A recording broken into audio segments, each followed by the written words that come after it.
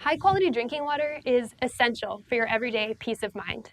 Unfortunately, our drinking water supplies are contaminated with a range of pollutants, from organics like pharmaceuticals and pesticides to heavy metals like the lead contamination in Flint and the ongoing occurrence of arsenic in Iowa's groundwater. Thus, especially in your kitchen, at your tap, there's a growing need for safe and affordable drinking water treatment technologies that can remove a wide range of contaminants. My research focuses on the development of nanomaterial-enabled technologies to fill that gap. Nanomaterials are things like nanotubes and nanoparticles that are less than 100 nanometers in size, so about 100 times smaller than a single human hair. Because nanomaterials are so small and are also highly reactive, they could be used in a very tiny reactor that could treat a lot of water.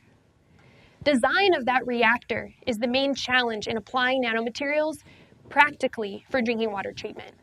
It would be unsafe to give you a laboratory-style suspension of nanomaterials for your kitchen, and you would probably complain. It also wouldn't make sense to pack nanomaterials into a Brita-style filter because it would require a ton of pressure to push the water through, making it economically not feasible. My research uses a technique called electrospinning to design a material that contains nanomaterials and can be used practically. In electrospinning, a polymer solution is loaded in a syringe connected to a metal needle, and a high voltage difference pulls polymer nanofibers from the needle onto a grounded collector, depositing a non-woven nanofiber filter.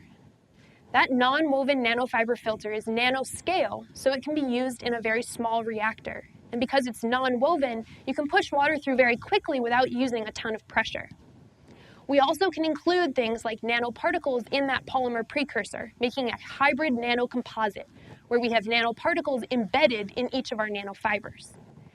The nanoparticles in that hybrid composite are the active agent. They're doing the work of the water treatment. That's especially exciting because it means not only are we containing the nanomaterials within our nanofiber matrix, but we're also using their excellent properties and capabilities for water treatment. Ultimately, we can combine these nanomaterials in a composite nanomaterials in a modular super unit that would have different layers intended for treatment of different types of pollutants with different types of nanomaterials in each layer. This will ultimately make nanomaterials feasible for use in your kitchen for drinking water treatment. Thank you.